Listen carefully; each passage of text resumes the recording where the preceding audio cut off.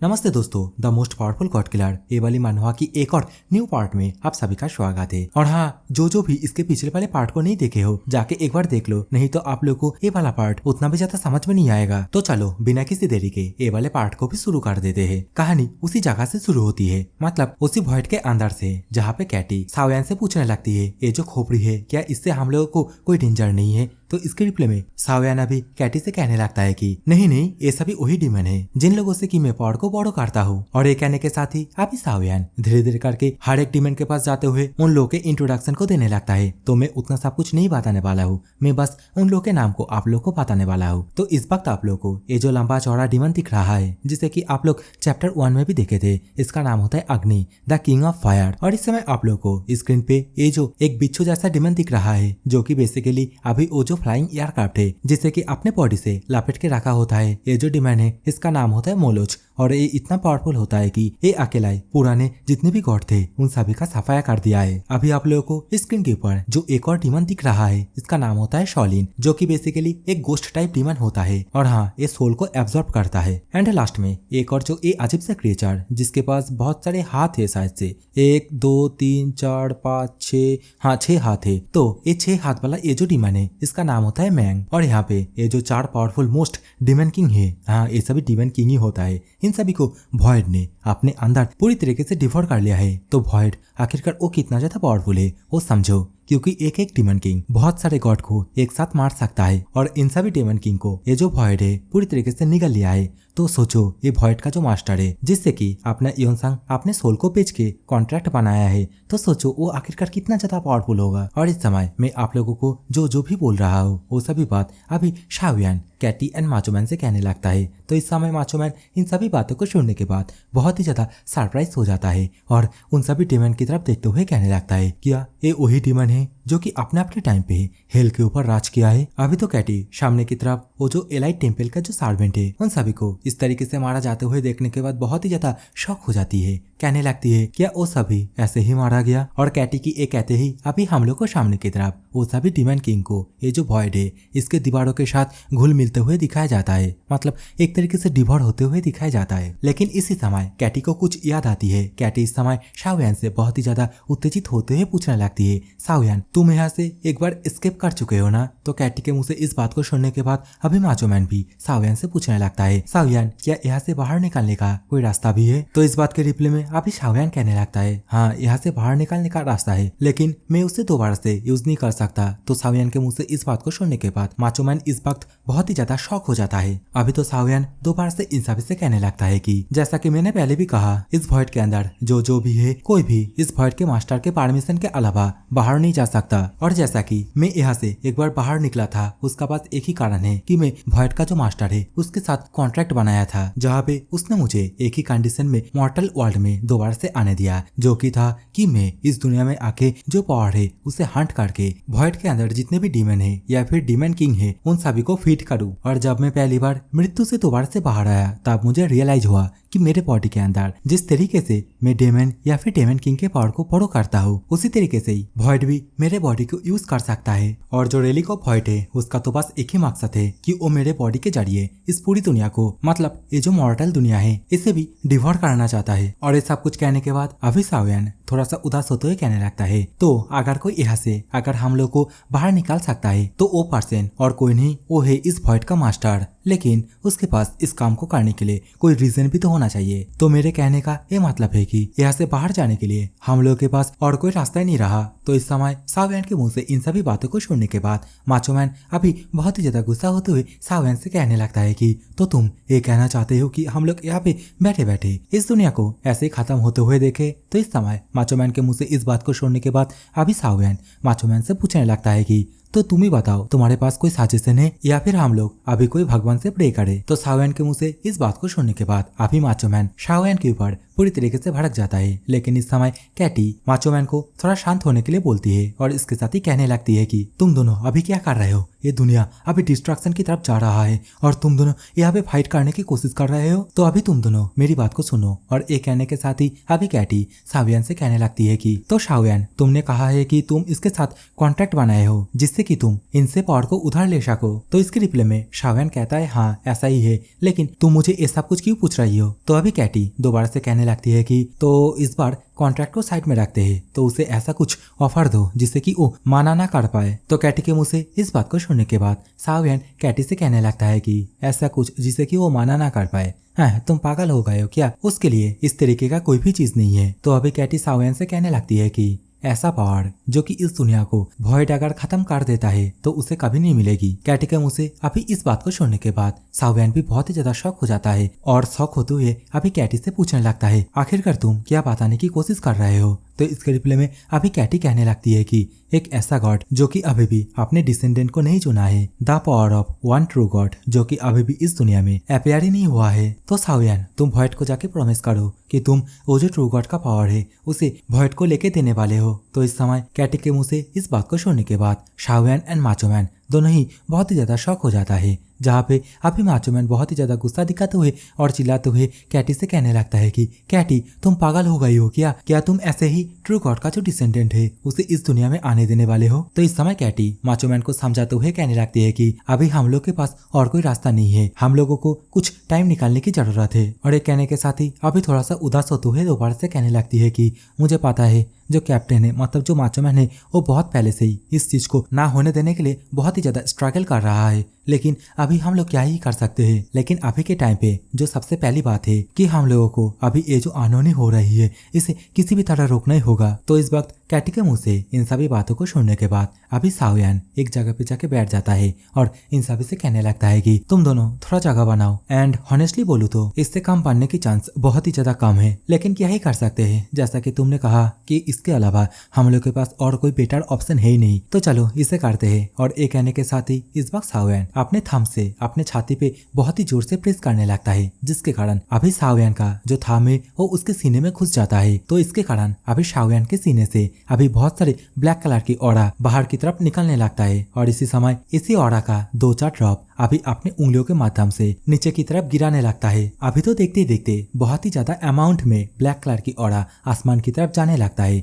और इन सभी चीजों को देखने के बाद इस वक्त कैटी एंड माचो मैन ये दोनों ही बहुत ही ज्यादा परेशान होने लगता है। और देखते देखते अभी सामने की तरफ हम लोगों को एक अजीब सा क्रिएचर को भी दिखाया जाता है। और इस वक्त यहाँ पे जो सीन चल रहा है उसे मैं आप लोगों को बोल के भी नहीं समझा सकता। तो यार देखो मैं क्या बोलूं, यहाँ पे तो एकदम खतरनाक सा सीन चल रहा है, जहाँ पे मानो कोई लीडर आ रहा है और उसके पीछे 2 तगड़े तगड़े डीमन किंग खड़ा हुआ है और सामने की तरफ बाकी जितने भी चेला चामुंडा है वो सभी लोग अपने सिर को झुका के सलामी ठोकरा होता है। और देखते देखते अभी हम लोग को वॉइड के मास्टर का दोनों पाँव, एक हाथ, एक आंख को दिखाया जाता है। और देखते देखते अभी ये जो वॉइड का मास्टर है ये अभी माचो मैन, शाओयान एंड कैटी के सामने आके खड़ा हो जाता है। तो इस वक्त वॉइड मास्टर को देखने के बाद शाओयान वॉइड मास्टर से एंशिएंट लैंग्वेज में कुछ कहने लगता है। तो इसके रिप्लाई में अभी वॉइड का जो मास्टर है वो भी एंशिएंट लैंग्वेज में कुछ कहता है। तो इस तरीके से शाओयान एंड वॉइड का जो मास्टर है इन दोनों को आपस में बात करते हुए देखने के बाद कैटी अभी माचो मैन से पूछने लगती है, कैप्टन क्या आपको कुछ समझ में आ रहा है कि ये दोनों क्या बात कर रहा है? तो इसके रिप्लाई में अभी कैप्टन भी कहने लगता है कि ना ना बाबा, मैं इस तरीके का लैंग्वेज आज ही पहली बार सुन रहा हूँ। कैटी एंड माचो मैन अभी इस तरीके से बात कर ही रहा था, इसी समय हम लोग को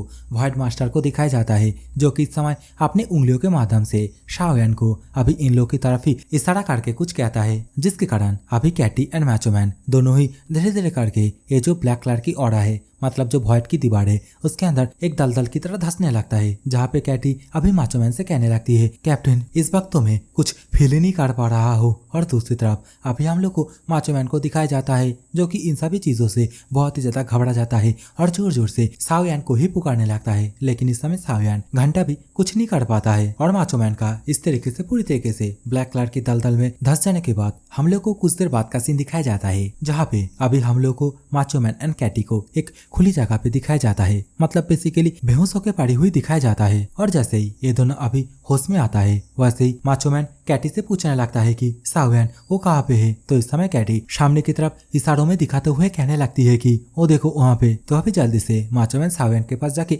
सावयन को उठाने की कोशिश करने लगता है और दूसरी तरफ कैटी अभी सावयन से पूछने लगती है, हे तुम क्या ठीक हो। और इसी सीन के साथ अभी दोबारा से सीन चेंज हो जाता है। अभी हम लोग को एक भंगार सा अलग ही जगह का सीन दिखाया जाता है जहाँ पे बेसिकली टूटा फूटा बिल्डिंग और अभी तो बारिश भी हो रही थी और इसी जगह पे अभी तो हम लोग को दो सोल्जर को भी दिखाया जाता है और अभी ये दोनों आपस में बात करते हुए कहने लगता है कि कैटी सेनपाई की यहाँ से बाहर जाते ही ये जो यूनिट है ये पूरी तरीके से एक मेसी बन चुका है। तो अभी दूसरा जो सोल्जर है वो अभी माचो मैन के बारे में बताते हुए कहने लगता है कि मुझे जहाँ तक लगता है जो कैटी सेनपाई है वो माचो मैन के बारे में सुनने के बाद ही किया है। तो वे सोल्जर के मुँह से इस बात को सुनने के बाद अभी साइड वाला सोल्जर कहने लगता है कि माचो मैन के बारे में तो माती बताओ, ओ क्या बुद्धू जैसा बात करता है, कोई कैसे एक भगवान को मार सकता है। और माचो मैन की इस बात की वजह से यूनिट के अंदर से बहुत सारे लोग यहाँ से भाग चुका है। अभी फिर सोल्जर भी ये सब कुछ कह ही रहा था। अभी साइड वाला सोल्जर कहने लगता है कि हे वो देखो सामने की तरफ कुछ तो आ रहा है इधर। तो इस वक्त कैमरा एंगल जैसे सामने की तरफ जाता है तो हमें भी किसी पर्सन को सामने की तरफ से आते हुए दिखाया जाता है। तो इस चीज को देखने के बाद अभी वो सोल्जर अपने पास से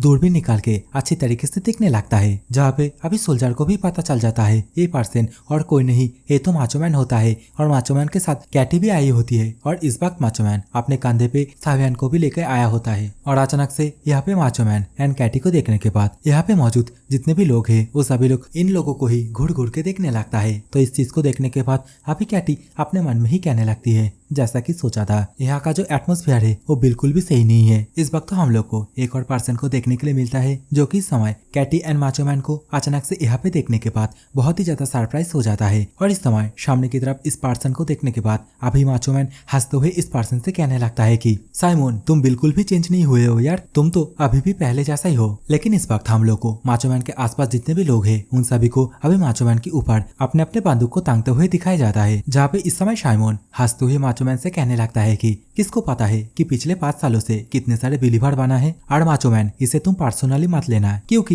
ये एक नॉर्मल प्रोसीड्योर है। और हाँ, तुम यहाँ से जाने के बाद एक और चीज चेंज हुआ है, बेसिकली एक सिस्टम है जिससे कि तुम अपने आप को प्रूव करा सकते हो कि तुम एक अनबिलीवर हो। और हाँ, अगर तुम कभी भी वो धर्मस्थल के अंदर गए हो तो एक कारण में तुम नाकाम हो जाओगे और तुम्हें यहीं पे तुरंत ही एग्जीक्यूट किया जाएगा। तो अभी साइमन के मुंह से इन सभी बातों को सुनने के बाद कैटी बहुत ही ज्यादा गुस्सा हो जाती है और भड़कते हुए साइमन से कहने लगती है, हे तुम आखिरकार कैप्टन के साथ क्या करने की कोशिश कर रहे हो। तो इस समय साइमन भी कैटी से कहने लगता है, फॉर्मर कैप्टन कैटी तुम मेरे से अच्छी तरीके से बात करो। अभी पीछे से माचो मैन साइमन से कहने लगता है कि एग्जीक्यूशन ये कोई एक्सपल्सन नहीं है और क्या तुम्हारा एल्डर इन सभी चीजों के बारे में जानता है। और हाँ, यहाँ पे करंट कैप्टन कौन है। तो माचो मैन के मुंह से इस बात को सुनने के बाद अभी साइमन कहता है, मैं तुम्हें ये नहीं बता सकता, तुम एक बिलीवर भी हो सकते हो। तो इस समय इस बात को सुनने के बाद अभी कैटी भी बहुत ही ज्यादा गुस्सा हो जाती है और कहने लगती है, तुम बास्टर्ड, तुम कैप्टन के साथ ऐसे कैसे बात कर सकते हो। तो इस समय साइमन कहने लगता है, अरे जल्दी करो, फालतू में टाइम वेस्ट मत करो और अपने आप को साबित करो कि तुम अनबिलीवर हो। तो इस समय सिमोन से माचो मैन कहता है कि मैं ये नहीं कर सकता। तो इस समय सिमोन भी बहुत ही ज्यादा सरप्राइज होते हुए कहता है, क्या। तो इस समय सिमोन से माचो मैन कहने लगता है कि अपने आप को अनबिलीवर प्रूव करने के लिए बिलीवर्स को किडनैप करना, उन लोगों को मारना, ये सब कुछ करना पड़ता है। और अगर हम भी ये सब कुछ करेंगे तो हम भी बिलीवर्स से कैसे अलग हुए। और जिन लोगों को मारना सबसे ज्यादा जरूरी है वो लोग बिलीवर्स नहीं है परंतु वो सभी वो गॉड है। तो माचो मैन के मुंह से इस बात को सुनने के बाद अभी साइमन बहुत ही ज्यादा गुस्सा होते हुए और चिल्लाते हुए अभी माचो मैन से कहने लगता है कि हाँ, तुम दोबारा से पागल जैसी बातें कर रहे हो, कोई भला कैसे गॉड को मार सकता है और तुम्हारे ऊपर यहाँ पे कोई भी बिलीव नहीं करने वाला है। तो इस समय कैटी सामने आते हुए कहने लगती है, ये कोई नॉनसेंस बात नहीं है, मैं खुद अपने आंखों से देखा ये गॉड को मारते हुए। तो कैटी के मुंह से इस बात को सुनने के बाद अभी साइमन बहुत ही ज्यादा शॉक होते हुए कैटी से कहने लगता है कि क्या तुमने अपने आंखों से देखा। हाँ, तुम आखिरकार कैसी बात कर रही हो। तो अभी साइमन के मुंह से इस बात को सुनने के बाद माचो मैन अपने कंधे से अभी साइमन को नीचे की तरफ फेंकते हुए कहने लगता है, ये रहा, ये वही वेपन है जिससे कि एक गॉड को मारा जा सकता है। तो अभी साइमन भी बहुत ही ज्यादा शॉक होते हुए माचो मैन से पूछने लगता है, क्या एक बच्चा, आखिरकार ये एक वेपन कैसे हुआ। तो इस समय माचो मैन साइमन से कहने लगता है कि मुझे पता है कि तुम मेरे ऊपर बिलीव नहीं करने वाले हो, तो अभी तुम मुझे लैब तक जाने दो क्योंकि मुझे अभी इसके बॉडी से इसके ब्लड को निकालना है और इसलिए मैं इस जगह पे आया हूँ। तो इस समय माचो मैन के मुंह से लैब को यूज करने की बात को सुनने के बाद अभी साइमन माचो मैन से कहने लगता है, क्या तुम्हें लैब को यूज करने देना आखिरकार हम लोग तुम्हें लैब को यूज क्यों करने देंगे। तो इसके रिप्ले में अभी माचो मैन साइमन से कहने लगता है कि इसके बारे में अच्छी तरीके से सोचो कि मैं आखिरकार यहाँ पे किस लिए रिटर्न आया। और ये कहने के साथ ही अभी अपने हाथ से एक इंस्ट्रूमेंट को बाहर की तरफ निकालते हुए अभी दोबारा से कहने लगता है कि इस लड़के के अंदर जो गॉड किलिंग पावर है ये बस इसके खुद के लिए नहीं है। और माचो मैन का ये कहते ही अभी हम लोग को पता चलता है कि अगर सावन के ब्लड को कोई अपने अंदर फ्यूज करता है तो कुछ घंटों के अंदर उसके पास डिमन जैसा पावर आ जाएगा, जिससे कि यूज करके माचो मैन पार्ट 1 में बैरिक के जितने भी सोल्जर थे उन सभी को पीट दिया था। अभी तो माचो मैन के मुंह से ब्लड फ्यूज करने की बात को सुनने के बाद कैटी एंड साइमन दोनों ही बहुत ही ज्यादा शॉक हो जाता है, जहाँ पे साइमन कहने लगता है कि डिमन जैसा पावर वो भी हम लोगों के अंदर। तो इस समय माचो मैन अभी शाओयान को अपने गोदी में उठाते हुए अभी साइमन से कहने लगता है कि तुमने सही सुना है, तो जल्दी से जाओ यहाँ पे जितने भी ब्रांचेस के कैप्टन है उन सभी को जाके आगाह कर दो, क्योंकि अभी से न्यू शो चालू होने वाला है। क्योंकि मैं एक यूनिट बनाने वाला हूँ जो कि गॉड को मार सके, मतलब एक गॉड किलिंग यूनिट। और इस समय माचो मैन का ये कहते ही ये वाला सीन यही पे चेंज हो जाता है। अभी हम लोग को वॉइड के अंदर आखिरकार क्या हुआ था, मतलब शाओयान एंड वॉइड का जो मास्टर है इन दोनों के बीच में क्या क्या बात हुआ था वो भी एंशिएंट लैंग्वेज में, उसे अभी हम लोग को जानने के लिए मिलता है। जहाँ पे बेसिकली शाओयान ने वॉइड मास्टर से ये कहा था कि बहुत ही जल्दी धरती पे जो ट्रू गॉड का पावर है वो अपीयर होने वाली है, तो मैं उस पावर को हंट करके तुम्हें दूंगा, तो तुम अभी का जो डिस्ट्रैक्शन है उसे रोक दो। तो शाओयान के मुंह से इस बात को सुनने के बाद अभी वॉइड मास्टर भी कहने लगता है, मेरा भेसेल तुम अपने आप को कुछ ज्यादा ही समझ रहे हो, तुम जस्ट कुछ डिमन के पावर को बोरो कर सकते हो और तुम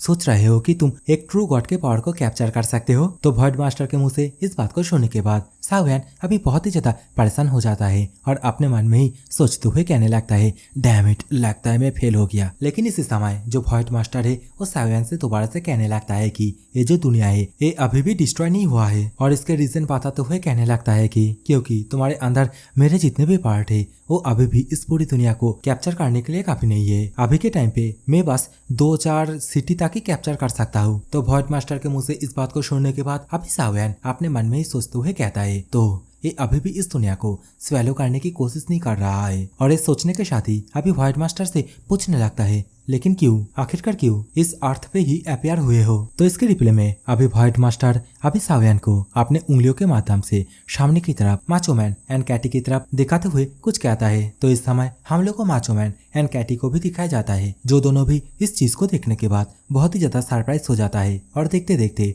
ये दोनों वॉइड के ब्लैक दलदल में धंसने लगता है। तो बेसिकली यहाँ पे जो कुछ भी हो रहा है ये वॉइड मास्टर की वजह से हो रहा है, जहाँ पे वॉइड मास्टर अभी इन दोनों को वॉइड के अंदर से बाहर की तरफ निकालते हुए कहने लगता है, अभी भी तुम दोनों अभी भी बहुत ही ज्यादा काम के हो, तो मैं तुम दोनों के डेथ को थोड़ा डिले कर देता हूँ। तो इस समय वॉइड मास्टर के मुंह से इन सभी बातों को सुनने के बाद शाओयान भी बहुत ही ज्यादा शॉक हो जाता है और वॉइड मास्टर से पूछने लगता है, तो इसका मतलब क्या तुम हम लोग को बचाने वाले हो। तो इसके रिप्ले में अभी वॉइड मास्टर शाओयान से कहने लगता है कि जैसा कि तुम मेरे पावर को चाहते हो वैसे ही मुझे भी तुम्हारी जरूरत है, और जैसा कि अभी अभी मैंने जो कहा तुम इस वॉइड के दुनिया से बाहर जा सकते हो। तो ये जो वर्ड वॉइड की दुनिया या फिर वर्ल्ड ऑफ वॉइड जो भी बोलो, इस वर्ड को सुनने के बाद अभी शाओयान बहुत ही ज्यादा शॉक हो जाता है। तो इस समय शाओयान को इतना ज्यादा कॉन्फ्यूज होता हुआ देखने के बाद अभी वॉइड मास्टर अपने हाथ में कुछ लट्टू जैसा चीज बनाने लगता है और शाओयान से कहने लगता है कि सभी इच्छाओं में सबसे प्राचीन, जो कि बेसिकली तुम्हारी दुनिया 2 हिस्सों में भाग होने के बाद उन दोनों में से एक का एंडिंग पॉइंट है, और ये कहानी इतनी पुरानी है कि इसे समझ पाना असंभव है। हेवन, अर्थ एंड अंडरवर्ल्ड, इन तीनों दुनिया का 6 पाथ है, जहाँ पे बेसिकली अपने अपने पर्पस के लिए 2 फोर्सेस रहा करते हैं, जिनमें से एक है इनफाइनाइट जो कि है इटर्निटी सभी चीजों का, और दूसरा चीज है वॉइड जो कि बेसिकली हर एक चीजों का एक्सटिंक्शन है। जहाँ पे योगों के बीच जाने के बाद क्षेत्र की आत्मा को दोनों शक्तियों के द्वारा एक साथ खींचा गया और जिससे कि 2 बीइंग क्रिएट हुए, जिनमें से एक है हेवन और दूसरा है अंडरवर्ल्ड। और अभी ये सब कुछ बोलने के बाद ही अभी ये वॉइड का मास्टर शाओयान को अपने हथेले में उठा के दोबारा से कहने लगता है कि इंसान तुम्हारी वजह से ही इस दुनिया में मैं और मेरे साथ जो एक ट्रू गॉड है उसका जन्म होगा, और इन सभी का बस एक ही पर्पस है कि इस दुनिया में जितने भी ह्यूमन है उन सभी के सोल को नरिश करना। और ये जो दुनिया है वॉइड, जहाँ पे बेसिकली हर एक चीज डिस्ट्रॉय हो जाते हैं, और यही जगह होने वाला है तुम्हारा फाइनल डेस्टिनेशन। और अभी ये जो वार होने वाला है जो कि बेसिकली इस दुनिया की फेट को डिसाइड करेगा, तुम्हें इस वार को किसी भी तरह जीतना होगा। मेरा विल शायद से तुम्हें इस वार में गाइड करेगा, जस्ट तुम यहाँ से जाने के बाद फाइट को जारी रखना। और ये सब कुछ बोलने के बाद ही अभी व्हाइट मास्टर माचो मैन की तरह चेहरे को बना लेता है और सावयान से कहने लगता है कि एक है मेरे विमान का अग्रदूत। और ये बोलने के साथ ही अभी दोबारा से सावयान की तरह चेहरे को बनाते हुए बोलने लगता है कि एक जो कि मेरे पावर का एक जरिया है। और ये बोलने के साथ ही अभी दोबारा से कैटी की तरह चेहरे को बना लेता है और कहने लगता है कि और एक जो कि मेरी इच्छाओं को प्रकट करता है। तो इस समय व्हाइट मास्टर के मुंह से इन सभी बातों को सुनने के बाद सावयान भी बहुत ही ज्यादा परेशान होते हुए व्हाइट मास्टर से पूछने लगता है कि जैसा कि तुम लोग का एक ही मोटिव है कि इस दुनिया को खत्म करना, तो इस काम को तुम लोग तो ऐसे ही कर सकते हो, तो आखिरकार इस बैटल में हमारे जैसे ह्यूमन को क्यों लड़ रहे हो, और आखिरकार क्यों मेरे फैमिली इन सभी चीजों की वजह से मारा गया। और ये सब कुछ बोलने के टाइम पे अभी सावयान बहुत ही ज्यादा गुस्सा भी होने लगता है। अभी तो गुस्से के मारे अभी सावयान व्हाइट मास्टर को 2-4 गाली भी दे देता है। तो सावयान के मुंह से एक गाली सुनने के बाद अभी व्हाइट मास्टर के साइड में जो दोनों डेमन किंग थे वो दोनों अभी सावयान से कहने लगता है कि तुम तुच्छ ह्यूमन, तुम्हारी हिम्मत कैसे हुई कि तुम इस तरीके से हमारे मास्टर के साथ बात करो। और ये कहने के साथ ही अभी ये दोनों अपने अपने एक एक पंच सावयान के ऊपर धर देता है, जिससे कि सावयान अपने दोनों हाथों से किसी भी तरह पकड़ लेता है और अपने घुटनों पे आके दोबारा से व्हाइट मास्टर से पूछने लगता है कि बताओ तुम लोग अगर चाहो तो एक ही झटके में इस दुनिया को ऐसे ही खत्म कर सकते हो, तो आखिरकार तुम लोग इस काम को करने के लिए ह्यूमन जाति को ही क्यों चुना। तो इस समय सावयान के मुंह से इस क्वेश्चन को सुनने के बाद अभी व्हाइट मास्टर रिप्लाई में सावयान से कहने लगता है कि वेल मैं तुम्हें इसका आंसर देता हूँ। इसका बस एक ही कारण है, जो कि है तुम लोगों की सोल। बेसिकली ह्यूमन सोल एक ऐसी चीज है जो कि एक दुनिया से दूसरी दुनिया में बहुत ही आसानी के साथ ट्रेवल कर सकते हैं। आखिरकार रिवेंज तुम्हारा फैमिली जो तुम चाहोगे वही मेरे रास्ते में आएगा। तो इस समय व्हाइट के मास्टर के मुंह से इन सभी बातों को सुनने के बाद सावयान बहुत ही ज्यादा गुस्सा करने लगता है और व्हाइट मास्टर से क्वेश्चन करने लगता है कि तुम्हारा ऐसा कुछ कहने का मतलब क्या है। तो इसकी रिप्लाई में अभी व्हाइट मास्टर सावयान से कहने लगते हैं कि तुम्हें तो पता है जो सोल है ना उसे डिस्ट्रॉय किया जा सकती है और ना उसे दोबारा से क्रिएट किया जा सकता है, और जो गोल्ड गॉड है उसके बारे में तो तुम्हें पता ही है, जो कि बेसिकली सोल को एब्जॉर्ब किया करता था। और क्या तुम्हें पता है जो एब्जॉर्ब किए हुए सोल है वो टाइम ऑफ इटर्निटी में जाके गैदर होते हैं, और उन सभी सोलों का गैदर होने का बस एक ही कारण है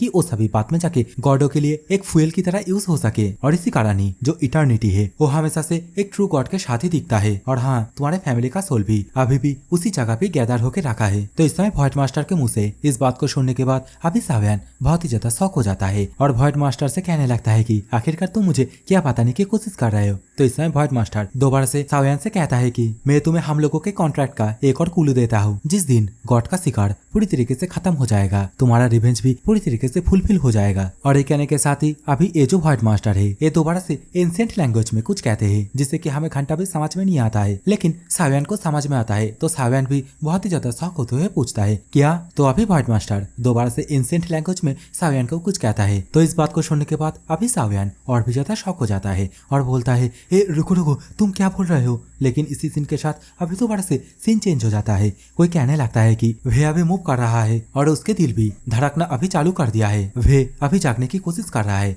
और वे पर्सन का एक कहते ही अभी हम लोग को सावयान को दिखाया जाता है, जिसका अभी क्या सीन है पता नहीं है, लेकिन उसका आंख जैसे कि देखने के बाद अभी लग रहा होता है कि वो धीरे धीरे करके होश में आ रहा है। और इस समय सावयान के होश में आते ही सावयान के रिएक्शन को भी देखने के लिए मिलता है, जो कि देखने में एकदम पूरी तरीके से चोमू लग रहा होता है। अभी तो सावयान अपने आप को एक कुर्सी पे देखता है, जहाँ पे उसके हाथ में बहुत सारे तार तूर लगा हुआ होता है, जहाँ पे इस समय सावयान से सिमोन कहने लगता है कि वाह तुम तो दोबारा से जिंदा हो गए, ये तो बहुत ही ज्यादा अमेजिंग है। माचो मैन ने जो कहा था वो तो बिल्कुल सच हो रहा है। तो इस समय सावयान उठ खड़ा होते हुए और इसके साथ ही अपने हाथ में जो तार तूर लगा हुआ है उन सभी को खोलते हुए अभी सिमोन से क्वेश्चन करने लगता है कि तुम कौन हो और ये जगह कौन सी है। तो अभी कांच के दीवार के दूसरी तरफ से सिमोन अभी माइक के थ्रू कहने लगता है कि मुझे माफ करना गॉड किलर, और मुझे पता है कि हम लोग पहली बार मिल रहे हैं, लेकिन मुझे कुछ टेस्ट करना होगा। और ये कहने के साथ ही इस वक्त सिमोन सावयान के सामने एक बहुत ही बड़ा रोबोट को एक्टिवेट कर देता है और इसके साथ ही सावयान से कहने लगते हैं कि तुम एक गॉड को मार सकते हो। इस बात को बिलीव करने के लिए अभी हम लोगों को भी देखना है। ये पिछले वॉर के दौरान बनाया गया एक स्पेशल रोबोटिक वर्जन है, और तुम अगर एक गॉड को मार सकते हो तो मैं आशा करता हूँ तुम इस चीज को बहुत ही आसानी के साथ हैंडल कर लोगे। और इस तरीके का रोबोट ईस्ट के अंदर बस एक ही बचा है। अभी साइमन ये सब कुछ कह ही रहा था, लेकिन इसी समय सामने की तरफ हम लोग को सावयान को बहुत ही तेजी के साथ उसी रोबोट की तरफ जाते हुए दिखाया जाता है, जहाँ पे सावयान अभी कहता है वैजोन, मतलब शायद से वैजोन नाम का कोई डीमन है जिसके पावर को अभी सावयान बोरो कर रहा है। और ये कहने के साथ ही इस समय सावयान के हाथ में हम लोग को ब्लैक कलर की ऑरा दिखाया जाता है, और इस समय सावयान अपने दोनों हाथ को एक साथ करते हुए उछल के इसी रोबोट के बॉडी के ऊपर आके दोनों हाथों से बहुत ही जोर से एक पटका दे देता है, जिसके कारण शायद से ये रोबोट का खेल यही पे खत्म हो जाता है। रोबोट तो दूर की बात, एक तरीके से इस पूरी जगह में दरारें आने लगता है। देखते देखते ये जगह पूरी तरीके से टूट के बिखर जाता है। और इस समय सावियन बहुत ही ज्यादा गुस्से के साथ अभी भी बस साइमन से एक ही क्वेश्चन करता है, आखिरकार तुम कौन हो। और ये कहने के साथ ही अभी सावियन एक ही छलांग में साइमन के सामने आ जाता है, जिसे कि देखने के बाद अभी साइमन के फट के चार हो जाता है और डरते हुए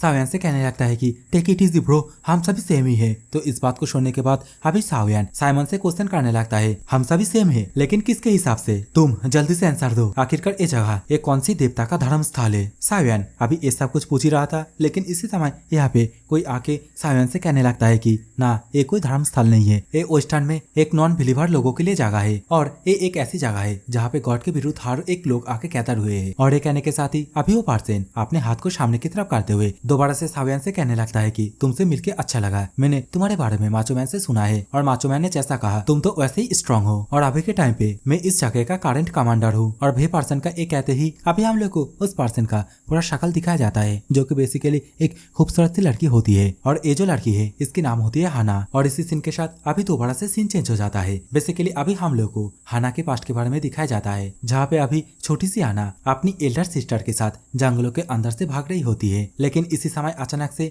हाना की जो एल्डर सिस्टर है वो धर्म से गिर जाती है। तो अपनी सिस्टर को गिरता हुआ देखने के बाद अभी हाना अपनी सिस्टर को कहने लगती है, जल्दी से उठो क्योंकि हमें जल्दी से यहाँ से भागना होगा, नहीं तो फिर लोग हम लोगों को पकड़ लेगा। लेकिन इस समय हाना की सिस्टर हाना के हाथ को पकड़ते हुए हाना से कहने लगती है कि हाना, अभी मैं तुम्हें जो कह रहा हूँ उसे ध्यान से सुनो, ये जो धर्म स्थल है इससे भागो, इससे जितना दूर हो सके उतनी दूर भागो। हाना की सिस्टर हाना से ऐसा कुछ कह ही रही थी, लेकिन इसी समय हम लोग को हाना की सिस्टर को शायद से अभी एक कांच के स्लैब की वजह से ही हवा में उड़ता हुआ दिखाया जाता है, जहाँ पे बेसिकली हम लोगों को एक बहुत ही बड़ी हाथ को दिखाया जाता है। और उसी हाथ की तरफ अभी हाना की सिस्टर और उसके साथ ऐसे ही बहुत सारे लोगों को हवा में उड़ते हुए जाते दिखाया जाता है। और इस वक्त इन सभी चीजों को होता हुआ देखने के बाद अभी हाना अपने मन में ही खड़े खड़े सोचने लगती है कि वे सभी गॉड जो कि हम लोगों को किसी कीड़े मकोड़े की तरह पकड़ता है, इन सभी से फाइट करना पूरी तरीके से पॉइंटलेस है। और हाना की ये सोचते ही अभी दोबारा से सीन चेंज हो जाता है। हम लोग को हाना को प्रेजेंट में दिखाया जाता है, जो कि अभी एक बड़ी सी स्क्रीन पे सावियन को अभी उसी रोबोट के साथ फाइट करते हुए देखने के बाद अपने मन में ही कहने लगती है, पहले मैं जो सोचता था वो अभी पूरी तरीके से गलत होने वाला है, क्योंकि इंसान ज्यादा देर तक और पावरलेस नहीं रहने वाला है। और ये सब कुछ सोचने के बाद ही हाना जो कि सावियन के साथ मिलने के लिए जाने लगती है, जहाँ पे हाना अभी सावियन के सामने आते ही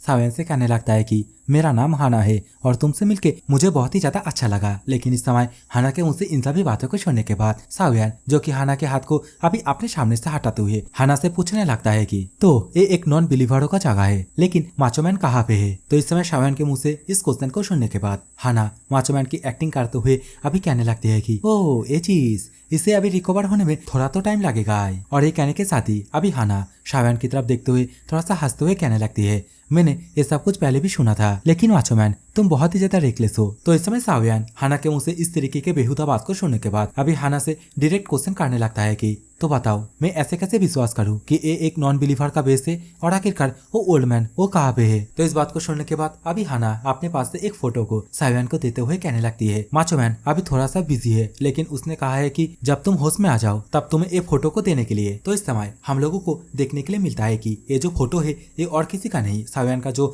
फैमिली फोटो है वही होता है। अभी सावियन अपने फैमिली फोटो को बहुत ही अच्छी तरीके से देखने लगता है। तो इस समय हाना दोबारा से सावियन से कहने लगती है कि माचोमैन ने मुझे ये भी तुम्हें कहने के लिए कहा है कि ये जगह आज से तुम्हारा घर है, तो गुस्से के मारे कभी इस जगह को डिस्ट्रॉय मत कर देना। और ये सब कुछ कहने के बाद ही अभी हाना बहुत ही ज्यादा खुश होते हुए अभी दोबारा से सावियन से कहने लगती है कि तो ये सब कुछ इनफ है कि हम लोग नॉन बिलीवर के ग्रुप है, इस बात को प्रमाण करने के लिए। और हाना की ये कहते ही अभी हम लोग को कुछ देर बाद का सीन दिखाया जाता है, जहाँ पे इस वक्त हाना सावियन को उसके कमरे में लेके आई होती है और सावियन से कहने लगती है कि ये कमरा मुझे पता है ये तुम्हारे लिए उतना भी ज्यादा सही नहीं है, लेकिन हम लोगों ने इस कमरे को तुम्हारे लिए बेहतर बनाने की कोशिश किया है। तो इसके रिप्लाई में सावियन कहता है कि ठीक है ये कोई मैटर नहीं करता। तो इस बात को सुनने के बाद अभी हाना सावियन से कहने लगती है कि तो तुम थोड़ा सा वॉश करके चेंज कर लो। लेकिन इस समय हाना जैसे ही सावियन के बाल को देखता है वैसे ही सावियन के बाल को हाथ लगाते हुए कहने लगता है, तुम्हारा बाल ये तो बहुत ही ज्यादा मिसी होकर रखा है, चलो मैं इसे काट देती हूँ। और इस समय हाना की ये कहते ही हम लोगों को कुछ देर बाद का सीन दिखाया जाता है, जहाँ पे इस वक्त हम लोग को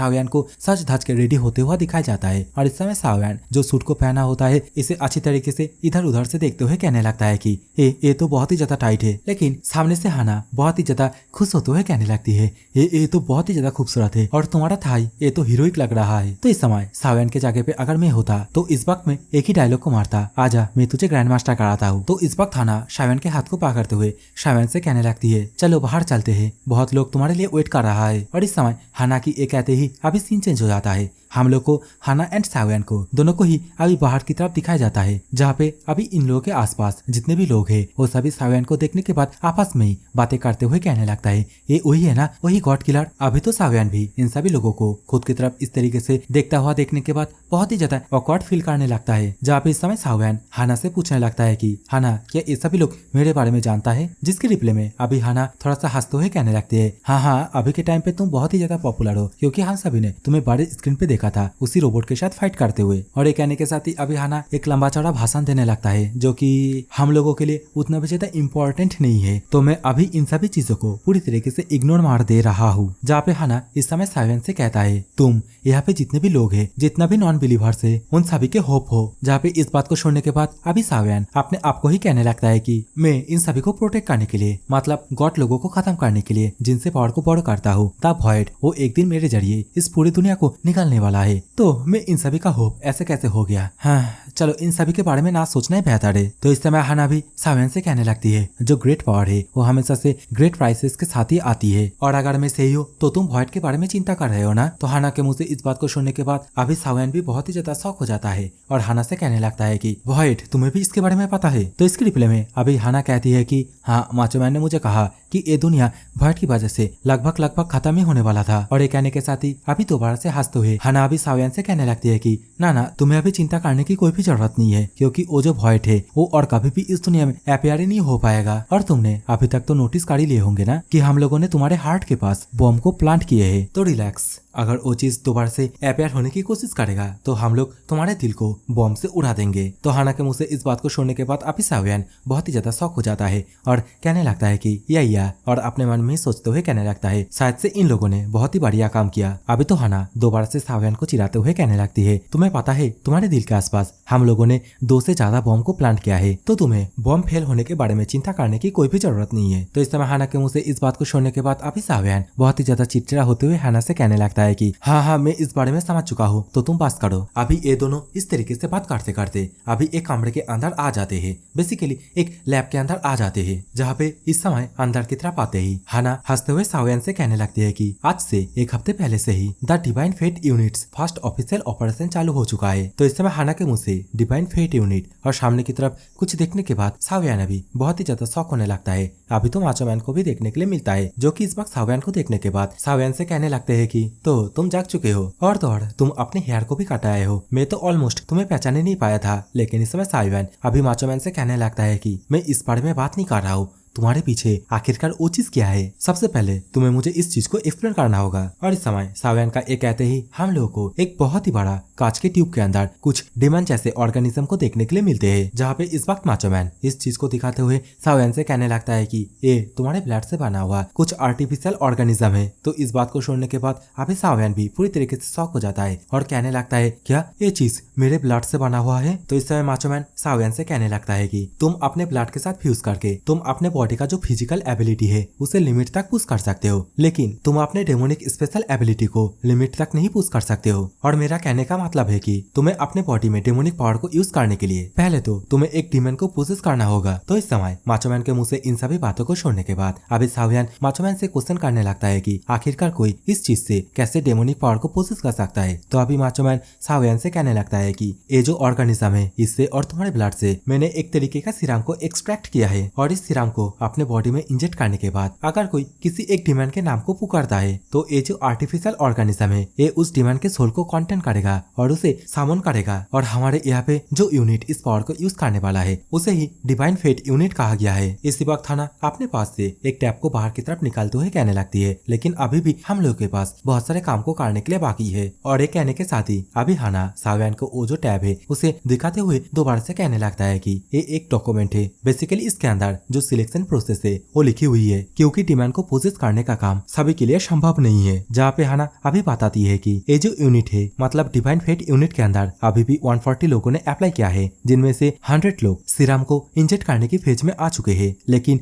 जो नेक्स्ट फेज होने वाला है वो बहुत ही ज्यादा प्रॉब्लमेटिक होने वाला है, क्योंकि नेक्स्ट फेज के अंदर सीरम को इंजेक्ट करने के बाद डिमांड को पोजेस करना होता है। और यहाँ पे डिमांड पोजेस कुछ ऐसा नहीं है जो कि हम लोग सोच रहे हैं। बेसिकली सीरम को इंजेक्ट करने के बाद किसी एक डिमांड के नाम को पुकारना होता है, और डिमांड के नाम को पुकारने के बाद ही वो डिमांड उसी पर्सन के सामने आ जाता है, मतलब जिसने सीरम को इंजेक्ट किया है उसके सामने आ जाते हैं। तो जिस व्यक्ति ने वो जो सीरम है उसे इंजेक्ट किया है, उसे अगर उस डिमांड के पावर को पोजेस करना है तो उसे उस डिमांड को हराना होता है, और हराने के बाद ही वो पर्सन उस डिमांड के पावर को पोजेस कर सकता है। और डिमांड को पोजेस करने का ये जो टेस्ट है इसके अंदर 100 में से 99 लोग पहले ही मारा जा चुके हैं, और तो 60 से भी ज्यादा लोग इंजर्ड हो चुके हैं।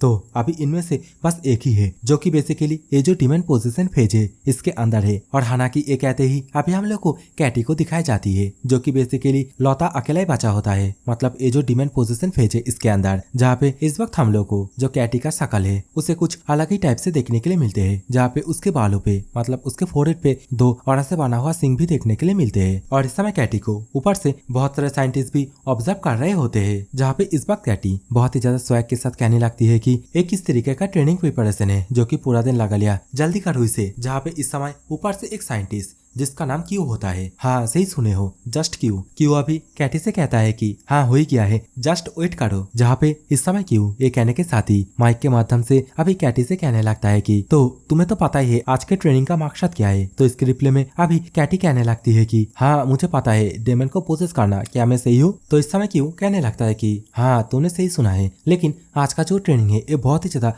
रफ होने वाला है। तुम चाहो तो जो डिमांड है उसे पोजेस भी नहीं कर सकते हो, क्योंकि जो डिफिकल्टी लेवल है वो पहले की तुलना में बहुत ही ज्यादा है। तो इस वक्त हम लोग को ये जानने के लिए मिलता है कि ये जो कैटी है वो पहले ही 3 डिमांड को पोजेस कर चुका है, लेकिन आज का जो डिमांड है वो एक इंटरमीडिएट लेवल का होने वाला है। और इस समय कैटी जिस डिमांड को पोजेस करने के लिए उसके साथ फाइट करने वाली है वो एक लेजर डिमांड होता है, जो कि बेसिकली बहुत ही ज्यादा ताकतवर होता है, मतलब एक तरीके से एक बैटेलियन डिमांड होता है। अभी तो देखते देखते कैटी के सामने वो जितने भी ऑर्गेनिज्म है वो सभी हाथी के टट्टी जैसे गिरने लगता है। जहाँ पे इस समय क्यों कैटी से कहने लगता है कि हम लोगों को इस दुनिया के एंड तक प्रिपेयर होना होगा, लेकिन इससे पहले ही शायद से तुम मारा भी जा सकती हो। जहाँ पे इस समय क्यू के मुंह से इन सभी बातों को सुनने के बाद कैटी अभी हंसते हुए क्यू से कहने लगती है कि क्यू अगर मैं इतने में मारा जाता तो मैं पहले 10 वर्ष से भी ज्यादा बार मारा जाता। और ये कहने के साथ ही अभी कैटी अपने गर्दन पे वो जो सीरम है उसे इंजेक्ट कर लेता है, और देखते देखते अभी उसका अपीयरेंस अभी पूरी तरीके से चेंज होने लगता है। जहाँ पे कैटी अभी बहुत ही ज्यादा एटीट्यूड के साथ क्यू से बोलती है कि तुम सभी अभी ये जो फाइट होगा इसके मजे लो। और देखते देखते अभी वो जो सीरम इंजेक्ट हुए थे उसकी वजह से अभी कैटी के अंदर बहुत ही ज्यादा पावर पोजेस होने लगता है, जिसके कारण अभी कैटी दर्द के मारे बहुत ही जोर जोर से चिल्लाने लगती है। इसी समय क्यू ऊपर से कैटी से कहने लगता है कि जब तुम रेडी हो जाओगे तब तुम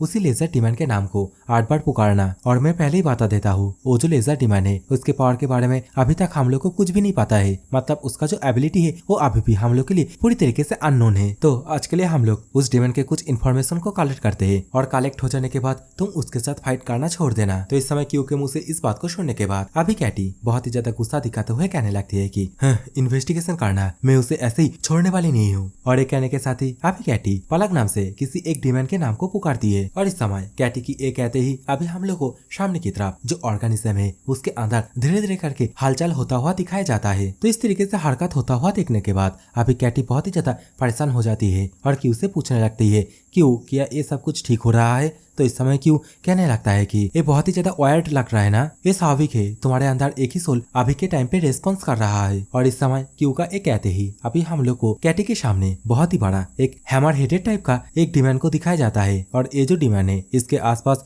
अभी हम लोग को बहुत सारे और भी छोटे छोटे डिमांड को देखने के लिए मिलते हैं। और ये जो डिमांड है मतलब बड़ा सा जो हैमर हेडेड डिमांड है ये एक बैटेलियन डिमांड होता है। तो इस समय सामने की तरफ इतने सारे डिमांड को एक साथ देखने के बाद कैटी इस वक्त अपने पास से एक चेन जैसा वेपन को बाहर की तरफ निकाल लेती है। और ये जो इंस्ट्रूमेंट है ये कुंफू में बहुत ही ज्यादा यूज होता है, और इसका नाम क्या है मैं भूल गया। इसी समय हम लोग को सामने की तरफ डिमांड के जितने भी चेला चामुंडे हैं उन सभी को उछल उछल के कैटी के ऊपर अटैक करते हुए दिखाया जाता है। तो इस समय कैटी इन सभी डिमांड को एक साथ अपने ऊपर अटैक करते हुए देखने के बाद अभी साई नाम से किसी एक डिमांड को पुकारती है। और इस समय इस डिमांड को पुकारने के बाद कैटी के अंदर बहुत ही ज्यादा अमाउंट में पावर एक्टिवेट होने लगता है, उसकी आंख बड़े बड़े होने लगता है। और देखते देखते देखते इस समय हम लोग को कैटी के पीछे बहुत सारे आंखों को देखने के लिए मिलते हैं और इन सभी आंखों की तरह अभी कैटी की जो आंख है वो भी येलो कलर की हो जाती है। और इस समय जो डीमन कैटी के चेहरे के पास अपने हाथ को लेकर आया था उसी डीमन के हाथ को अभी हम लोग को ऊंचे आसमान में कटे हुए उड़ता हुआ देखने के लिए मिलते हैं। और इस अटैक को करने के बाद अभी कैटी थोड़ा पीछे की तरफ झुक जाती है और अपने पास से एक और रस्सी जैसा वेपन को बाहर की तरफ निकाल लेती है। तो आप लोग देख रहे हो ना, किसी एक चीज को एक्सप्लेन करना कितना ज्यादा मुश्किल है। बेसिकली जब उसके नाम के बारे में आपको घंटा भी कुछ पता नहीं होता है। तो बेसिकली इस समय कैटी वो जो रस्सी है उसे ऊपर की तरफ जो फ्लोर है उसमें चिपका देती है और स्पाइडरमैन की तरह एकदम उछल के उन सभी डेमन के अटैक से बच जाती है। और स्पाइडरमैन की तरह लटकते हुए अभी अपने मन में ही बहुत ही ज्यादा परेशान होते हुए कहने लगती है कि मेरे बॉडी के लिए 2 या फिर उससे ज्यादा डेमन के कॉम्बाइन पावर को यूज करना बहुत ही ज्यादा मुश्किल है। तो आखिरकार अभी मुझे क्या करना चाहिए। और इस सोचने के साथ ही अभी कैटी अपना जो तीसरा नंबर डीमन है, जिस डीमन का नाम बेसिकली अनक होता है, उस डीमन के पावर को भी एक्टिवेट कर लेती है। और इस डीमन के पावर को एक्टिवेट करने के बाद अभी कैटी बहुत ही ज्यादा खुश होने लगती है और इसके साथ ही बहुत ही तेजी के साथ उन सभी डेमनों के ऊपर नीचे की तरफ कूद जाती है। और नीचे की तरफ लैंडिंग करते करते अभी अपने हाथ में जो वेपन है उसके माध्यम से अभी इन सभी डेमनों के ऊपर बहुत ही जोर से एक स्विंग मार देती है। और देखते देखते यहाँ पे मौजूद जितने भी डेमन है वो सभी बीच में से चीरफाड़ हो जाते हैं। और इस समय इन सभी छोटे मोटे डीमनों को मारने के बाद अभी कैटी जो बड़ा वाला लेजर डीमन है उसके सामने खड़ा होते हुए कहने लगती है, तो बाकी जितने भी डीमन है उन सभी का खेल खत्म हो गया, अब तुम्हारी बारी है। मतलब कैटी का स्वैग देख रहे हो ना, फटी तो फटी लेकिन स्वैग ना घटी। और इस समय इस बात को मैं क्यों बोल रहा हूँ वो तो अभी आप लोगों को पता चल ही जाएगा। तो कहानी में दोबारा से आगे बढ़ते हैं। अभी हम लोगों को क्यू को दिखाया जाता है जो कि ऊपर से चिल्लाते हुए कैटी से कहने लगता है कि कैटी बहुत हो गया, फिलहाल के लिए तुमने बहुत सारे डाटा को कलेक्ट कर लिया। तो इस बात के रिप्लाई में अभी कैटी कहने लगती है कि मैंने तो तुम्हें पहले ही कहा था, मैं इस चीज से ऐसे भागने वाली नहीं हूँ। कैटी इस वक्त ये सब कुछ बोली रही थी लेकिन इसी समय वो डीमन जो कि इस समय अपना बड़ा सा मुंह खोल के कैटी के ऊपर अटैक करने के लिए आ जाते हैं। एंड ऑब्वियसली इस चीज को देखने के बाद अभी कैटी भी बहुत ही ज्यादा घबरा जाता है। और इस वक्त डीमन ने अपने हाथों से जो अटैक किया होता है उस अटैक से अभी ऊपर की तरफ उछल के खुद को अभी बहुत ही मुश्किल के साथ बचाता है। और अभी अपने मन में ही सोचते हुए कहने लगती है कि मैं जिस तरीके के डीमन को हैंडल कर सकता हूँ इसका लेवल उन सभी से हाई है। कैटी अभी अपने मन में ये सब कुछ सोच ही रही थी। इसी समय ये डीमन अपने दूसरे हाथों से कैटी को जकड़ लेता है। तो इस समय डीमन के हाथों पकड़ा जाने के बाद कैटी और भी ज्यादा परेशान होने लगती है और अपने मन में ही टेस्ट से पहले माचोमैन ने उसे क्या क्या कहे थे उन सभी के बारे में सोचने लगती है। जहाँ पे बेसिकली माचोमैन ने कैटी से कहा था कि कैटी डीमन के पावर को अपने अंदर पोजेस करने के बाद तुम्हें बहुत ही ज्यादा पेन फील होगी और एक इंसान जो कि इस पेन से 3 गुना पेन ही सह सकता है। और अगर ये पेन 3 गुना से ज्यादा हो गया तो इसका बस 2 ही परिणाम है। पहला, तुम इस पेन की वजह से मारा भी जा सकती हो और दूसरा, तुम इस पेन की वजह से डीमन के अंदर पोजेस भी हो सकते हो। मतलब वो डीमन तुम्हारे बॉडी के अंदर पूरी तरीके से कब्जा कर लेगा। और माचोमैन के बात को सोचने के बाद अभी सीन दोबारा से प्रेजेंट में आता है जहाँ पे इस समय कैटी जो कि इस समय बेसिकली अपने अंदर एक और डीमन के पावर को एक्टिवेट करने के लिए उसके नाम को पुकारती है, कहती है गेल। और हाँ, गेल मतलब क्रिस गेल नहीं है। और अगर क्रिस गेल होता तो यहाँ पे आके डीमन के साथ बैटिंग करने लगता। लेकिन इस समय हम लोगों को तो कुछ और ही दिखाया जाता है। अभी तो कैटी हंसते हुए एक और डीमन के नाम को पुकारती है। कैटी इस वक्त अपने अंदर इस तरीके से डीमन के पावर को बोरो कर ही रहा था।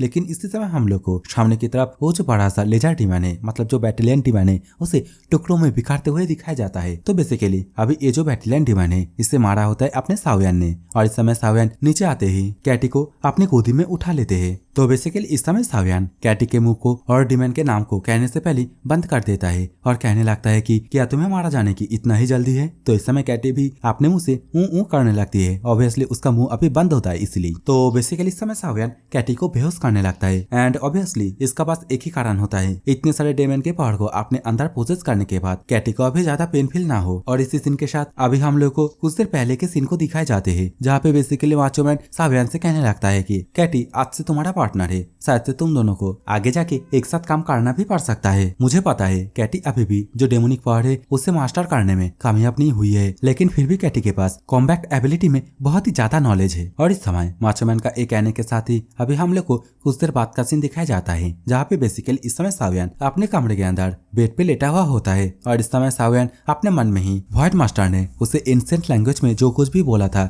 उन सभी के बारे में सोचने लगता है। जहाँ पे बेसिकली व्हाइट मास्टर ने सावियन से एक कहा कहा था कि मैं तुम्हारी जगह को छोड़ दूंगा, और जगह मतलब यहाँ पे साव्यान का जो घर है उसी के बारे में बात हो रहा है, जहाँ पे व्हाइट मास्टर कहता है कि मैं तुम्हारी जो घर है उस जगह को छोड़ दूंगा जिससे कि तुम अपने फैमिली के साथ रह पाओ, और हाँ, इस काम को करने के बाद तुम्हारा सोल जो कि मेरे पास है उसे भी मैं फ्री कर दूंगा। और इस वक्त साव्यान अपने फैमिली फोटो को देखते हुए अपने मन में ही इन सभी चीजों के बारे में सोचने लगता है और कहने लगता है कि अपने मन में ही आखिरकार व्हाइट मास्टर का ये सब कुछ कहने का मतलब क्या था। साव्यान इस समय अपने मन में ये सब कुछ सोच ही रहा था। इसी समय क्यों जो कि दरवाजे के पीछे से साव्यान से दरवाजे को ठक ठक करते हुए पूछने लगता है कि साव्यान क्या तुम जागे हो। तो इस समय साव्यान भी दरवाजे के बाहर झांकते हुए देखता है। तो इस समय क्यों साव्यान से कहता है कि तुम तो जागे हो। तो इस समय साव्यान क्यों से क्वेश्चन करने लगता है आखिरकार तुम कौन हो। तो इसके रिप्लाई में अभी क्यों कहता है मेरा नाम क्यों है और मैं यहाँ पे इंफॉर्मेशन मैनेजमेंट के ऑफिसर हूँ और मैं यहाँ पे जस्ट तुम्हारे डाटा को चेक करने के लिए आया हूँ। तो इस बात को सुनने के बाद साव्यान अभी कहता है कि क्या डाटा। तो इस समय क्यों साव्यान से कहने लगता है कि जब तुम बेहोश हो गए थे तब मैंने तुम्हारे इन्फॉर्मेशन को गैदर किया था। तो इस बात के रिप्लाई में अभी साव्यान कहता है कि क्या हाइट वेट तापर धर्मस्थल में कभी गया है नहीं, ये सब कुछ ना। तो इस समय साव्यान के मुंह से इन सभी बातों को सुनने के बाद क्यों अभी अपने टैब को पीछे की तरफ करते हुए साव्यान से कहने लगता है कि ना तुम ये सब कुछ नहीं देख सकते हो और ऐसे भी यहाँ पे कुछ अलग ही चीजें जिसे कि मुझे चेक करना होगा। और ये कहने के साथ ही अभी क्यों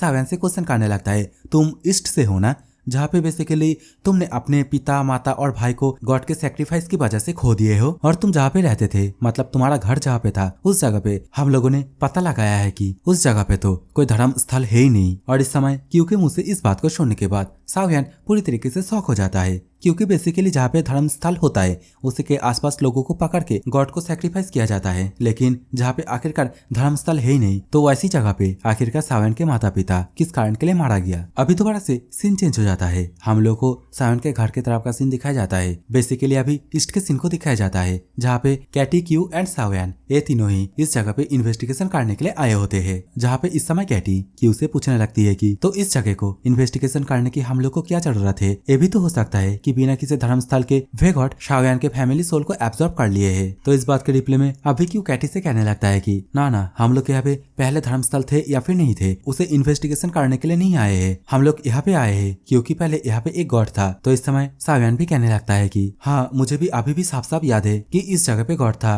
और उन्हीं गॉडों की वजह से मेरी फैमिली सैक्रिफाइस हो गए, और वो सभी गॉड कुछ अजीब ही तरीके का था। उन सभी के पीछे ब्लैक कलर की हॉलो थी, और यहाँ पे हॉलो मतलब समझ लो पीछे की तरफ जो लाइट चमकती है ना सिर के पीछे वही। तो इस समय साव्यान के मुंह से इस तरीके की बात को सुनने के बाद अभी जो क्यू है वो अपने फोन में इस डाटा को नोट कर लेता है और कहने लगता है ये तो बहुत ही इंटरेस्टिंग एक बात है, और जो सबसे बड़ी बात है वो है कि एक ऐसी गॉड जिसे कि धर्मस्थल के बाहर देखा गया है। तो इस समय कैटी भी कहने लगती है कि अब मुझे समझ में आया कि हम लोगों को इसे इन्वेस्टिगेशन करने की जरूरत है, और ये एक ऐसी हादसा है जिसका पास एक ही विक्टिम बचा हुआ है, मतलब साव्यान ही बचा हुआ है। और ये कहने के साथ ही इस समय कैटी अपने पास जो बैग है उसे अभी नीचे की तरफ रखने लगती है, और देखते देखते अभी हम लोग को इन लोगों के सामने एक बहुत ही बड़ा गड्ढे को दिखाया जाता है, और ये जो गड्ढा है ये एक रिचुअल स्पॉट होता है, और इस समय ये तीनों ही इसी गड्ढे की तरफ जाने लगता है। और ये जो रिचुअल स्पॉट है बेसिकली इस जगह पे किसी गॉड के डिसेंडेंट को चुना जाता है। अभी तो कैटी ये भी कहने लगती है आज मैं पहली बार इतनी बड़ी रिचुअल स्पॉट को देख रहा हूँ, और ऐसे भी अगर ये एक डिसेंडेंट चुनने की रिचुअल स्पॉट है तो इसके आसपास कोई ना कोई धर्म स्थल तो होना ही चाहिए, लेकिन ऐसा भी नहीं है। और ये कहने के साथ ही अभी कैटी अपने मन में सोचते हुए कहने लगती है एक ऐसी गॉड जिनके बारे में हम सभी को ही पता है और उसका रिचुअल स्पॉट इतना ज्यादा बड़ा है, तो आखिरकार वो गॉड कौन है। और ऐसा भी नहीं है कि उस टाइम पे साव्यान अकेला ही उस हादसे से बचा है, यहाँ पे तो एक से ज्यादा बहुत ही अजीब अजीब चीजें हैं। तो इसी समय साव्यान कहता है कि ये बहुत ही ज्यादा वायर्ड है, मैं ये आशा किया था कि यहाँ पे गॉड के डिसेंडेंट के रिचुअल का जो निशानी है वो तो होंगे ही, लेकिन मुझे नहीं लगता कि भेद से भी कोई गॉड थे, क्योंकि रिचुअल के बाद कोई ऐसे निशानी को क्यों छोड़ के जाएगा। तो इस समय साव्यान के मुंह से इस बात को सुनने के बाद कैटी साव्यान से पूछने लगती है तुम कैसे कह सकते हो कि भेद कोई गॉड नहीं थे। तो इस बात के रिप्लाई में अभी साव्यान कहने लगता है कि क्योंकि यहाँ पे बस तीन ही लोगों को सैक्रिफाइस किया गया था, मेरे माता पिता और मेरे भाई को। साव्यान अभी ये सब कुछ कह ही रहा था, लेकिन इसी समय अभी जो क्यू है वो अपने पास से जो टैब है उसमें कुछ डाटा को चेक करते हुए कहने लगता है कि इसमें कोई ताज्जुब होने की बात नहीं है, क्योंकि यहाँ पे और जितने भी विटनेस थे उन सभी के अंदर मेमोरी लॉसेस के प्रॉब्लम को देखा गया है। और ये कहने के साथ ही अभी दोबारा से अपने टैप में कुछ चेक करते हुए कहने लगता है कि मैंने एक कंफर्म किया है कि ईस्ट के अंदर एक डिसेंडेंट को नोटिस किया गया था और ये जो रिचुअल स्पॉट है इसके साइज को देखने के बाद ये तो अंदाजा लग ही रहा है जो डाइटी रहा होगा वो कितना ज्यादा पावरफुल होगा। और देख के तो ये भी लग रहा है कि सावयान को भी मेमोरी प्रॉब्लम हो रहा है, तो मुझे इन सभी चीजों को रिपोर्ट करना होगा। तो क्योंकि मुझे अभी इस बात को सुनने के बाद सावयान कहने लगता है कि नहीं नहीं ऐसा नहीं है, मुझे नहीं लगता कि मुझे मेमोरी प्रॉब्लम हुआ है क्योंकि मुझे सब कुछ बहुत ही अच्छी तरीके से याद है। सावयान अभी ये सब कुछ कह ही रहा था, लेकिन इसी समय हम लोग को सावयान के ऊपर किसी को अटैक करते हुए दिखाया जाता है। तो इस चीज को देखने के बाद अभी कैटी पूरी तरीके से सतर्क हो जाती है और चिल्लाते हुए पूछने लगती है आखिरकार इस काम को कौन किया है। तो इस समय हम लोग को दो पर्सन को देखने के लिए मिलता है, जहाँ पे अभी ये जो मोटा सा हट्टा कट्टा पर्सन है वो अपने साइड वाले पर्सन से कहने लगता है कि ओ सेठ, मैं तो उसे डराने की कोशिश कर रहा था लेकिन गलती से मैं उसे हिट कर दिया। तो इस बात को सुनने के बाद अभी साइड में जो पातलू सा पर्सन है वो अभी सिंपैथी दिखाते हुए कहते हैं कि ये तो बहुत ही बुरा हुआ। तो इस समय सामने की तरफ इन दोनों पर्सन को देखने के बाद अभी कैटी कहने लगती है बिलीवर्स। तो इस समय ये सुनने के बाद अभी साइड में से जो क्यू है वो इस बार कैटी से पूछने लगता है कि तो अभी हम लोग को क्या करना होगा। और इस समय सामने से वो दोनों पर्सन कैटी एंड क्यू से कहने लगते हैं कि तुम दोनों यहाँ से जल्दी से चले जाओ क्योंकि हम तुम लोग को मारना नहीं चाहते हैं। और लिटरली वे दोनों के मुंह से इन सभी बातों को सुनने के बाद अभी कैटी और कैटी के पीछे खड़ा हुआ क्यू ये दोनों ही हंसने लगता है। और ये दोनों अभी इसलिए हंस रहा होता है कि वे दोनों गार्ड यहाँ पे आते टाइम अपने साथ एक ट्रक को भी लेके आया होता है जिसके ऊपर बेसिकली अभी ये दोनों गार्ड खड़ा है। और इस ट्रक को अभी ये दोनों मिलके मतलब कैटी और क्यू मिलके चुराने की प्लान बनाने लगता है। एंड ऑब्वियसली इन दोनों को मार के अभी तो वे दोनों पर्सन कैटी का जो एक्सप्रेशन है उसे देखने के बाद आपस में ही पूछने लगता है हे आखिरकार वो जो लड़की है उसकी इस तरीके की एक्सप्रेशन का मतलब क्या है। तो इसके रिप्ले में अभी साइड में से जो मोटू सा पर्सन है वो कहने लगता है कि मुझे नहीं पता, लेकिन मुझे लगता है क्योंकि मैं उसके बॉयफ्रेंड को शूट कर दिया है उसके ही कारण वो बहुत ही ज्यादा गुस्से में है। और अभी आपस में इस तरीके से बात करने के बाद ही अभी वे दोनों कैटी से पूछने लगता है कि हे तुम्हें क्या बहुत ही फास्ट दौड़ना आती है, और हाँ तुम्हारे पीछे खड़ा हो वो ग्लासेस भी, मतलब क्यू के बात को पूछ रहा होता है कि उसे भी बहुत ही तेज दौड़ना आता है। लेकिन इस समय हम लोग को कैटी को बहुत ही फास्ट इन लोग की तरफ ही दौड़ते हुए दिखाया जाता है। और इसे देखने के बाद अभी वे दोनों पर्सन कहने लगता है कि बहुत ही बढ़िया ऐसे ही। और वे दोनों अभी कैटी को बहुत ही ज्यादा हल्के में लेने लगता है। लेकिन इसी समय कैटी जो कि एक ही छलांग में ट्रक के ऊपर चढ़ जाती है और इसके साथ ही अपने पास से अपने वेपन को निकालने के साथ एक बहुत ही क्रीपी सा स्माइल करती है, जिससे कि देखने के बाद अभी वे पर्सन बहुत ही ज्यादा घबराने लगता है और डर के मारे कहने लगता है रुको रुको। लेकिन कैटी वे पर्सन को वहीं पे जान से मार देता है। तो बेसिकली इस समय कैटी इस पर्सन को मारती है या नहीं मारती वो तो नहीं दिखाई जाती है, मतलब उसके ऊपर चढ़ जाती है। तो इस चीज को देखने के बाद अभी साइड में खड़ा हुआ वो पातलू सा पर्सन अपने पास से बंदूक को कैटी की तरफ टांगते हुए कैटी से कहने लगते है कि हे तुम वहीं पे रुक जाओ और अगर तुम थोड़ा सा भी हिले तो मैं तुम्हारे पास शूट कर दूंगा। तो इस बात को सुनने के बाद अभी कैटी पीछे की तरफ घूरते हुए अभी पूछने लगती है कि हे कमांडर आखिरकार हम लोग को इन लोगों के साथ क्या करना चाहिए। और ऐसे भी जो कैप्टन है उसने कहा था कि हम लोग को किसी भी बिलीवर को नहीं मारना है। लेकिन इस समय कैटी के मुंह से इस बात को सुनने के बाद वे पातलू सा पर्सन अभी कैटी से कहने लगता है कि तुम ऐसे फालतू की बकवास मत करो, और क्या तुम अपने बॉयफ्रेंड के साथ एक साथ ही परलोक जाना चाहती हो। वे पर्सन ये सब कुछ कह ही रहा था, लेकिन इसी समय शावन वे पर्सन के पीछे अचानक से आ जाते हैं, जो कि देखने के बाद अभी वे पर्सन पूरी तरीके से घबरा जाता है और देखते देखते अपने पास जो शॉटगन है उसके माध्यम से सावन के ऊपर धड़ाम धड़ाम करके बहुत सारी गोली को चला देता है और सावन से कहने लगता है तुम किस तरीके का एक मॉन्स्टर हो। और इस समय वे पर्सन के इतने सारी गोली चलाने के बाद अभी सावन के बॉडी के पूरी तरीके से चित्र उड़ जाते हैं। और इसी हालत में अभी सावन वे लौंडे की तरफ ही आगे बढ़ते हुए वे लौंडे से कहने लगता है कि तो अगर मैं मॉन्स्टर हुआ तो तुम लोग क्या हुए जो कि ह्यूमन को हंट करते हैं। और ये कहने के साथ ही इस समय सावन वे लौंडे के गले को कस के पकड़ लेता है। तो इस समय वे लौंडा सावन से कहने लगता है कि मुझे माफ कर देना, मैं गलत था, मुझे माफ कर दो। और इस बात को सुनने के बाद अभी सावन बहुत ही ज्यादा गुस्से के साथ अभी वे पर्सन से कहने लगता है कि तुम चुप हो जाओ और मैं तुम्हें क्यों जाने दूं। तो इस बात के रिप्लाई में वे पर्सन अभी बोलता है कि मेरी भी एक फैमिली है, मेरी एक वाइफ है और तो और मेरी एक डॉटर भी है। तो इस बात को सुनने के बाद सावन अभी पूरी तरीके से शॉक हो जाता है और वे पर्सन के गले को छोड़ते हुए कहता है क्या। तो इस समय वे पर्सन सावन से कहने लगता है कि मेरी फैमिली पूरी तरीके से खत्म हो जाएगी अगर मैं नेक्स्ट मंथ तक गॉड को अगर कोई सैक्रिफाइस नहीं देता हूँ। तो मेरी जो वाइफ है और मेरी जो डॉटर है ये दोनों ही सैक्रिफाइस हो जाएगी। अभी तो वे पर्सन सावन से ये भी कहने लगता है तुम एक नॉन बिलीवर हो ना, तुम मुझे अपने साथ लेके चलो और अगर तुम ऐसा करते हो तो मैं तुम्हें गारंटी के साथ बोल रहा हूँ मैं वो सब कुछ त्याग देने के लिए भी तैयार हूँ। वे पर्सन अभी ये सब कुछ कह ही रहा था, लेकिन इसी पर्सन को अभी क्यू अपने पास जो पिस्तौल है उससे एकदम पट्टा से हेडशॉट दे देता है। तो इस समय अचानक से क्यू को वे पर्सन को मारता हुआ देखने के बाद अभी शावन क्यू से पूछने लगता है व्हाट द हेल, आखिरकार तुमने उसे क्यों मारा है। तो इस बात के रिप्लाई में अभी क्यों सावन से कहते हैं कि वे पर्सन के गले में वो मार्क देखो और साउदर्न जो धर्म स्थल है उसके अंदर एक ही नियम है, तुम जितने सारे सैक्रिफाइस को दोगे तुम्हारे गले में उस तरीके का उतना ही डॉट होगा। और तो और साउथ के जो पृष्ठ है वो कभी भी शादी नहीं करते और बच्चे तो दूर की बात। तो ऑब्वियसली वे पर्सन तुम्हारे साथ इतनी देर तक झूठ झूठ खेल रहा था। और ये कहने के साथ ही इस समय क्यों कार के पीछे का जो दरवाजा है उसे खोलने लगता है और इसी कार के अंदर अभी हम लोग को वे दोनों के द्वारा बहुत सारे कैप्चर किया हुआ लोगों को देखने के लिए मिलते हैं। तो इस समय कार के अंदर सैक्रिफाइस करने के लिए इतने सारे लोगों को देखने के बाद सावयाना भी बहुत ही ज्यादा उदास हो जाता है। इसी समय साइड में से क्यों सावयन से कहने लगता है कि यहाँ पे जितने भी लोग हैं इन सभी को गॉड के हवाले सैक्रिफाइस के लिए ट्रांसपोर्ट करके लेके जा रहा था। अभी तो इनमें से बहुत सारे लोग मारा भी जा चुके हैं। तो यार गाइस आज के वीडियो को यहीं पे खत्म करते हैं क्योंकि गाइस मेरे से और बोला ही नहीं जा रहा है। जहाँ पे मैं 2 सेंटेंस बोल रहा हूँ उनमें से तो 3 बार खांसी हो रही है। बारिश में तो लगातार 4-5 दिनों से भीग रहा हूँ, मतलब हालुआ एकदम टाइट होकर रखा है। और हाँ एक चीज तो बोलना भूल गया, अभी मैं ये जो मानवा एक्सप्लेन कर रहा हूँ ये एक ऑनगोइंग मानवा है और ये वाली मानवा की बस एक ही चैप्टर बचा हुआ है। तो मैं ये सोच रहा हूँ कि ये वाली वीडियो के बाद कुछ देर वेट करते हैं, जब 3-4 चैप्टर एक साथ रिलीज हो जाएंगे तब उन सभी चैप्टर को मिला के एक लॉन्ग वीडियो बनाने की कोशिश करूंगा। So take care, bye bye, love you all.